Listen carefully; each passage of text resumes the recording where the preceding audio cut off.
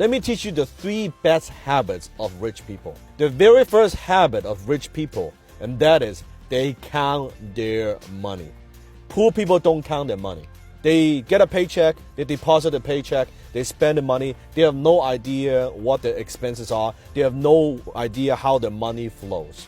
You notice poor people, they job, they have a job and wait till maybe once a year when they file the tax return, the taxes that are owing, is how much you have to pay. They look at the numbers. They don't even look at the fucking numbers. They just, okay, all right, that's how much I need to pay, file tax return, and that's it. And look at it maybe once a year. Rich people, we don't do that. We look at our numbers regularly. We are financially literate. I'm not a numbers person, don't get me wrong, okay? I'm a concept guy, okay? I'm a big picture thinker. I'm a visionary. But I am very, very careful, and I'm very aware with how my money is flowing. I look at my numbers. I log into my account every single day. I want to look at my cash flow. I want to look at how much cash reserve I have. I sit down with my accountant every single week, look at my financials every single week, looking at my financials across all my companies. How are they doing?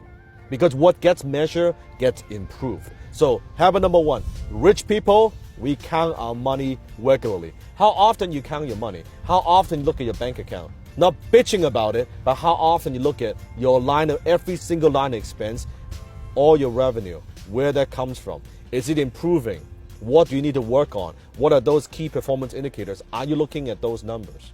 So that's habit number 1. Habit number 2 is they pay themselves first. Now you've heard of this before. Oh yeah, I know, Dan, I've heard of this before. You gotta pay yourself. Do you know actually what that means?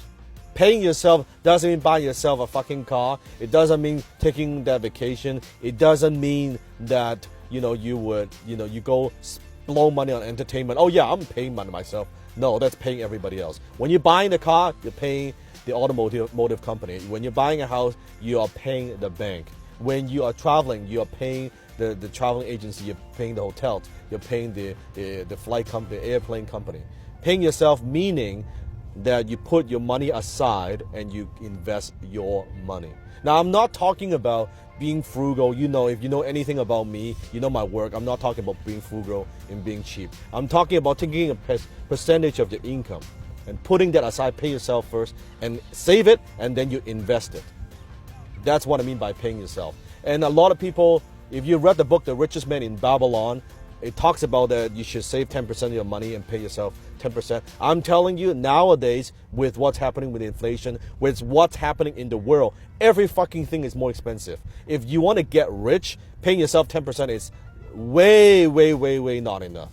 You should, at the very minimum, I don't care where you are, start off with 10%. I don't care if you're making $30,000 a year, you pay yourself 10% of that. 40, 50, 60,000, you pay yourself 10%. And as your income increases, I want you to also increase the ratio. So you should, at first 10%, they should aim to save 15%, 20%, 30%, 40%, to a point where you are making so much more money, and then now you're only spending a small percentage of what you earn. That's your goal. That's called paying yourself. So that's habit number 2. Pay yourself first. Habit of rich people number 3, and that is rich people are constantly improving their earning ability. Because you might be thinking, Dan, okay, I want to pay myself first, but I'm not making enough money. I'm only making a few thousand a month. I couldn't even afford to pay my bills. How am I going to pay myself first? First of all, you got to have the habit of paying yourself first. If you're not paying yourself first, even a tiny small percentage, when you're making 30, 40, 50, 60, $100,000 a year, I guarantee you when you're making $1 million, $2 million a year, you're not paying yourself. It is a habit that I'm talking about.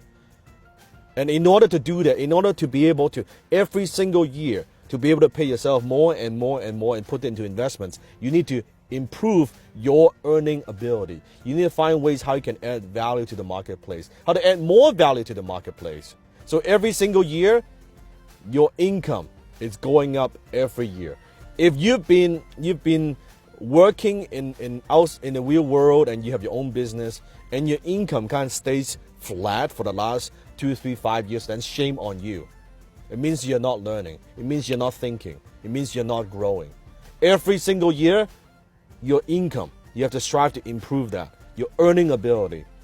And rich people, we're always constantly looking for ways to improve our earning ability, but also looking for ways to add leverage, to apply leverage into what we do. Maybe it's through relationships. Maybe it's apply leverage through learning. So I know I have more ideas and more strategies. I can improve what I do. Maybe it's through better people that bring on better people to my team so we can perform at a higher level, right? Maybe it's through marketing.